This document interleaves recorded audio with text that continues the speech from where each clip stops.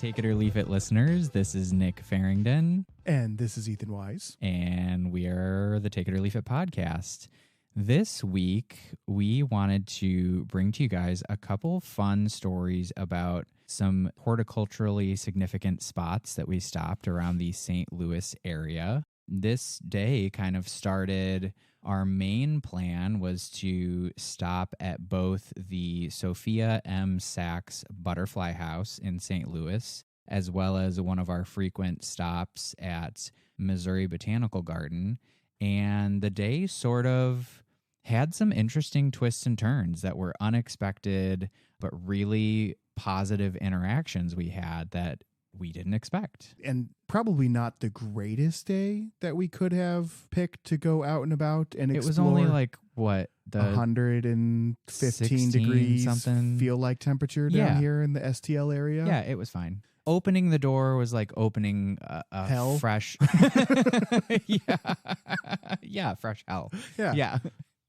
So we decided, it's like, well, let's go explore. Because we knew we wanted to, it had been, 15, probably more than that, years since I had been to the butterfly house. So that was one on my list. Mm-hmm. And since we're members to Missouri Botanical Garden, that includes access to the butterfly house as well. And so knowing that they have essentially an indoor conservatory type glass structure there, as well as some outdoor pollinator plantings, we knew that we'd be able to find more than plenty there to shoot an episode about.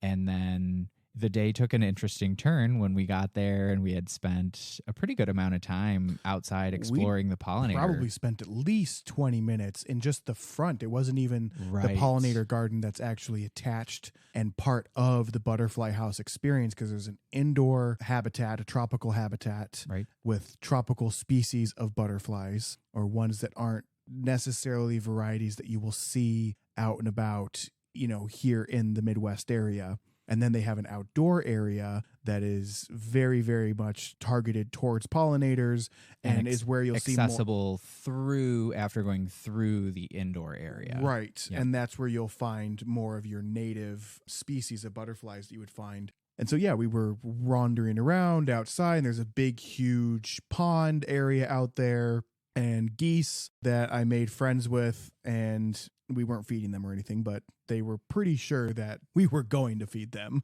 And then we just kind of took a lot of pictures of bugs and saw all the as we do bees and moths and grasshoppers and spiders, and we wandered around and we found quite a few cool insects and pollinators and all sorts of things. And after 20-30 minutes or so, we're like, all right, let's go inside to the main thing. And the doors were locked. Right. So turns out the butterfly house is closed on Mondays. Mm-hmm. And so we decided, well, let's circle over to the Missouri Botanical Garden, or nowhere near the butterfly house, or MOBOT, as it's generally referred to down here. Part of our inspiration for going to MOBOT in general was that just recently, in the last couple weeks, we had some brief interactions on social media with one of the companies involved with the very recent, just kind of from 2020 to this year, there was a new visitor center, as well as front of the visitor center and back of the visitor center landscape that was freshly designed and installed. Huge project, huge installation. Big. The entire front of Missouri Botanical Gardens Visitor Center was redone. The interior visitor center was redone. The old one was completely knocked down, and this was rebuilt in the same place. It was a $100 million project, from what I've gathered. Yeah, and then a good chunk of the exterior kind of immediately outside as soon as you exit the visitor center. A good chunk of that area, including a new greenhouse there that has a very specified climate to it. It's like a Mediterranean climate with some really cool plants in there. Very kind of cool, but yet humid. A little bit of humidity. Yeah.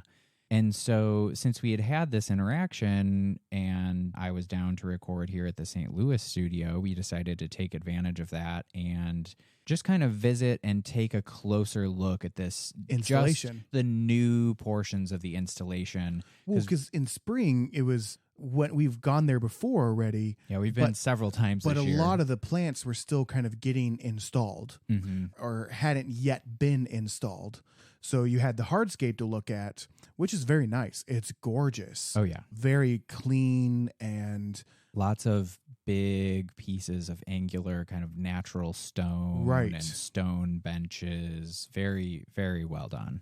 And it's kind of nice. It's a lot of right corners and angles, but I think it's going to look very nice and very complementary to the many different types of natural kind of foliar shapes and textures that are going to fill in this space. And there's a lot of space to fill in. Lots of grouped plantings. The front, since it's kind of essentially a series of gently slanted walkways leading up to the height of the door from the sidewalk level up to the main door, you have kind of some sloped planting beds in portions of it. And yeah, that kind of the grouped plantings and some of the selections that they used really complements all that natural stonework. I will say kind of, and this is as well as there's a water feature portion as well.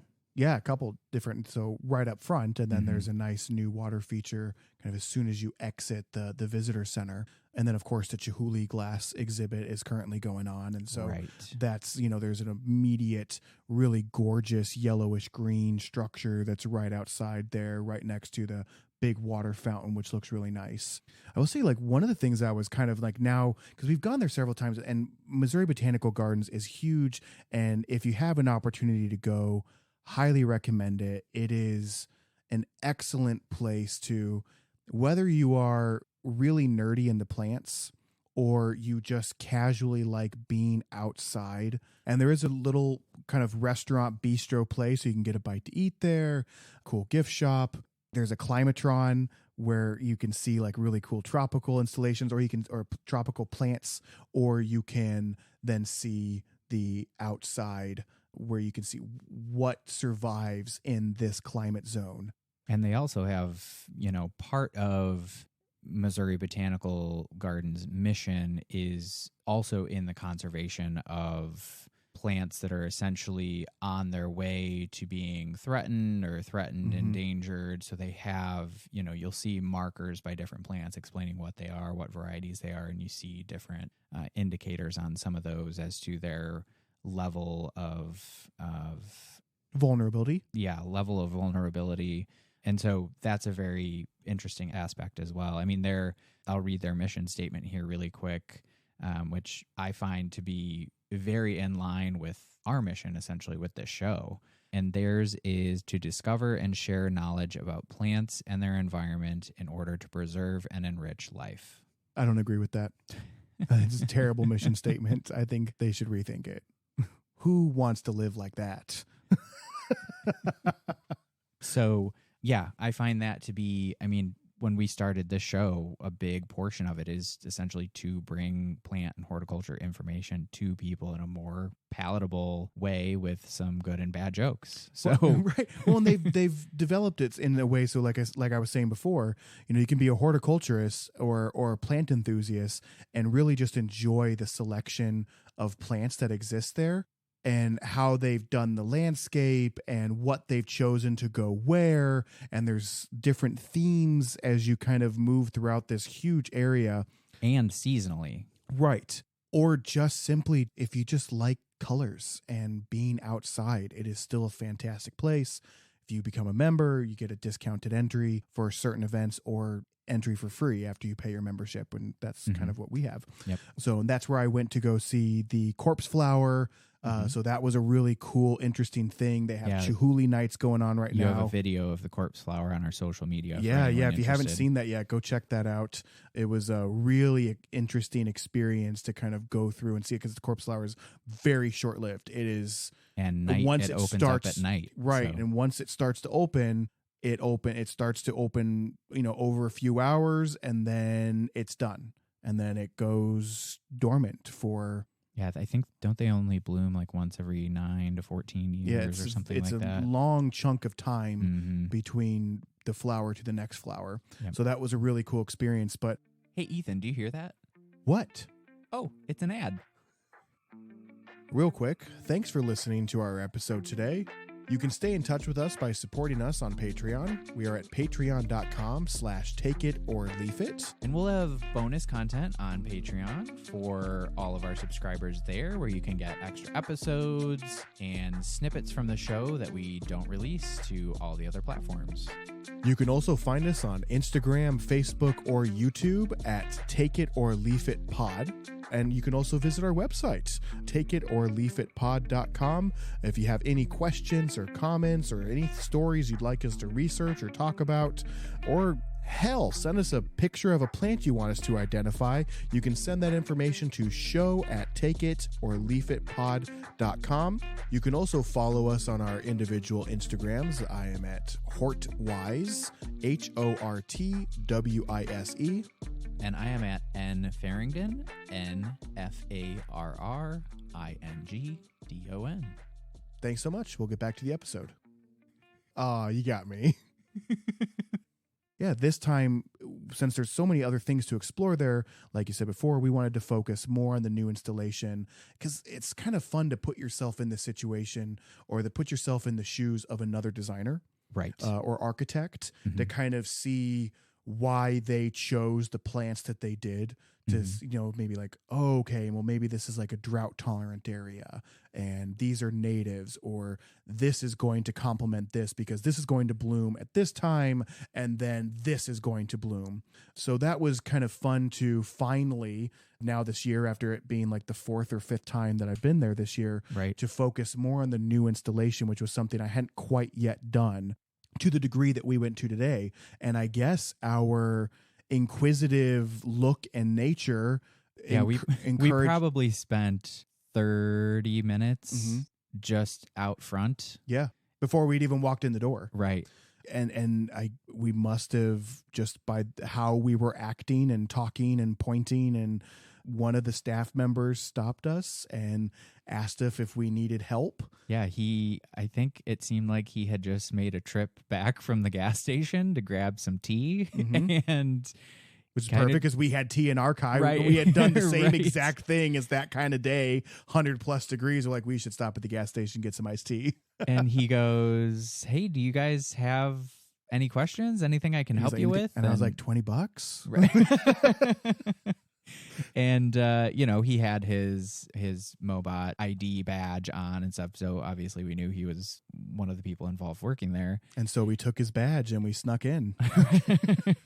But we kind of said, hey, we're looking to kind of get some more information on the process that went into this massive undertaking of a project, and kind of asked him a few questions. And it wasn't quite his area. Right. He was more involved facilities. He was more involved with the facilities management related things.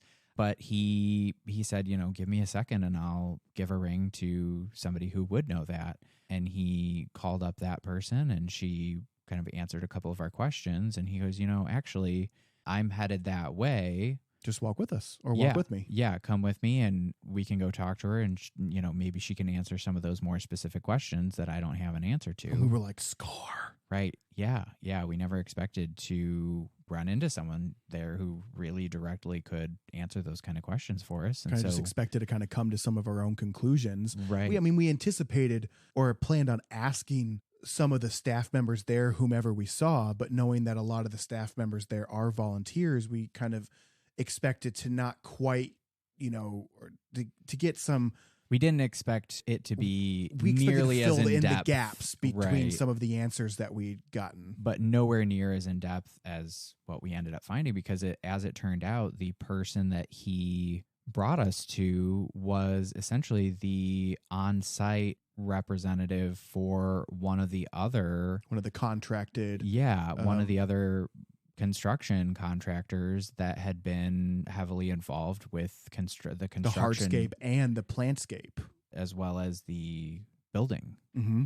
And so she had all sorts of information and answers to our question because she worked for one of the installers. Right. And as it turned out, while we were talking to her, the original gentleman that we had run into in the front of the building said, maybe I can see if one of the gentlemen involved with the more higher level horticulture for MOBOT would be available to answer your questions about this. Mm-hmm. I'm not sure what his schedule is or anything like that. Because at that time, he hadn't told us who he was going to grab. He just said someone who would know more about the plants. Right. So, right. Because we had asked who referred to him by his name, but we didn't know what that meant. Right. And he ended up a couple minutes later coming back with, and this was so nice of him to share his time, but he ended up coming back with Andrew Wyatt, who is the senior vice president of horticulture and living collections for MOBOT. Sweet. It's like we came here and here we are meandering around. Look at this plant. We haven't even made it in the front door yet. We've probably spent more time looking at the front of the building than 95% of pictures people of bugs at the butterfly house. Right. And it's so hot out and we're sweaty and sticky and just looking nice and glistening. And now we're talking to the vice president of Missouri Botanical. Of horticulture, yeah. And it was so cool. And he did say, we could reach out to him and talk to him and ask him questions about plants.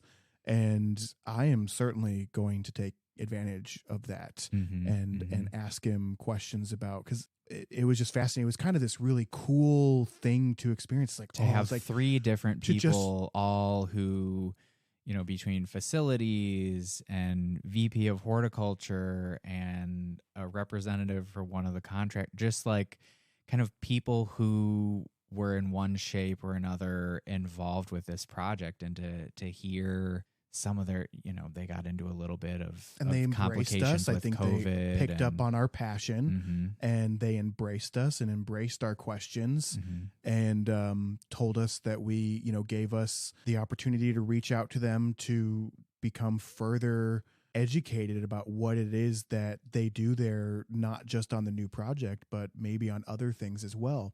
So I look forward to sending Andrew an email and addressing other things with him. Well, addressing sounds like such a strong word, but asking him questions, and because he probably just knows so much. Oh, I'm sure it would be a wealth of knowledge to talk to someone like that, and to just get real nerdy and to just be able to like untuck the nerdiness and be like, let's talk plants. So I look forward to that interaction. Yeah. Yeah. So at the start of this day, which the main feature of the day was going to be Butterfly House, we end up talking to the VP of horticulture for Missouri Botanical Gardens. Who knew? Yeah. What a day. Yeah.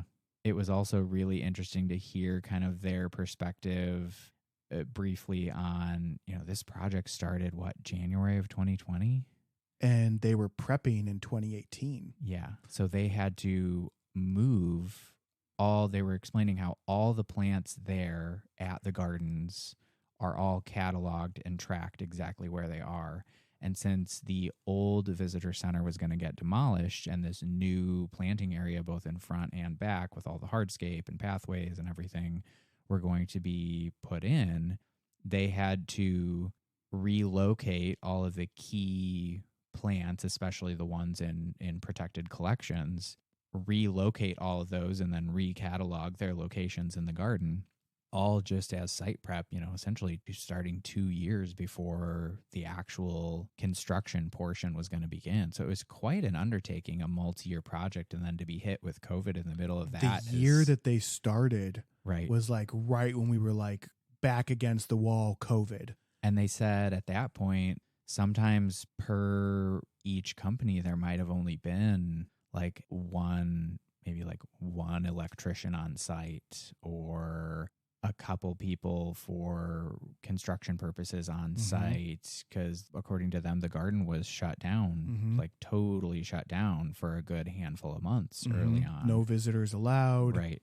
And then after that, it went to really limited timed, what'd they say, 15-minute intervals as far as being able to access the gardens. Right, when they started letting flow of traffic in again. Right. And I know, like one of my first thoughts too was like, wow, here you are in this huge multi-million-dollar project, and you're really starting to get it going, and then COVID happens. And not to make light of it by any means as far as, what it was, but it was still hard to not think of, here you are working on this huge, very expensive project, and now you have no foot traffic, or are unallowed, not allowed to have foot traffic to generate income to offset what's happening right now. It's like, man, I was like, that had to have been so stressful. I'd be curious to, if they were able to get any grants or anything like that from the state, since they are. And I'm sure there's plenty of donations that go into, supporting a place like that as well. I bet some of the construction people were happy to not have to worry about visitors being in a construction site. That's true. It might have been very helpful to know that you didn't have all this foot traffic there. Yeah. Maybe it sped up the process. Who knows? Hard to say. Oh, man. What a thing that they had to go through, but also well done. And it was very well done. Probably would have spent a little bit more time admiring things had it not been so frickin' hot. Yes. But we were cooking. Yep. And after already being outside before we went there at the butterfly house, we got to a point where it was like, it's time to go. Yeah. We don't want to be outside anymore. Right. But yeah, absolutely gorgeous facility. Definitely would very much recommend going and taking a visit. Spend some extra time taking a look. A lot of people just, I'm sure, walk right by all of that beautifully designed stuff on the outside because they're like, all right, got to get inside, got to get into the main gardens. And it's like, there's very interesting stuff to look at it's before you're even inside. Too. So, I mean, right. I think I can understand, why people would just go through it. You go through that, the front entrance, you might even beeline past the stuff that's immediately through the visitor center just to like go to all of the big established plants, because you walk out back and there's the climatron, right, there's exactly. Stuff there's to big like giant distract. ginkgo tree and the Linnaeus house, so we have all these other distractions. But I'm sure that once those plants start to get to size, it's definitely going to catch a lot of people's attention. Definitely. And, I'm sure in case they listen to this episode, just to thank you again to those 3 people that we chatted with at MOBOT and thanking them for their time, because that was a wealth of information that I did not at all expect to get that level of detail in that visit. Mm-hmm. Yeah. So yeah, those were kind of our horticulture interactions and adventures this time. So I think that pretty well wraps it up. Yeah. And I'm sure as we get more information and have more interactions there with the crew at MOBOT, we'll be able to do some follow-up information on this, because it's obviously such a hugely important horticultural resource. Obviously, we always end up recommending some portion of their website, whether it's for plant ID or pest and disease ID. I know I linked there. They have a huge database of information on plant and pest ID and treatment and all of that on their website, back from our pest management 2-part series back a few episodes ago. So they do so much work in the field of horticulture and have so many amazing resources, conservation, all that stuff, that I'm sure we'll be revisiting them as a topic in the future. Mm-hmm. Yeah. And I think that pretty well wraps us up. What do you think? Yep. Until next time, I'm Nick Farringdon. I'm Ethan Weiss. And this has been the Take It or Leave It podcast. By Gardening Groupies. Oh. Yeah, you thought you could skip past it in the beginning. Oh, it wasn't gonna happen. It was gonna happen although you could always just edit it out at the end because it's the end of the episode. True. But yeah, everybody clicked off by now, probably. True. Yeah. Tulip tree toms. Tulip tree toms. All right. Until next time. Okay. Bye. Bye.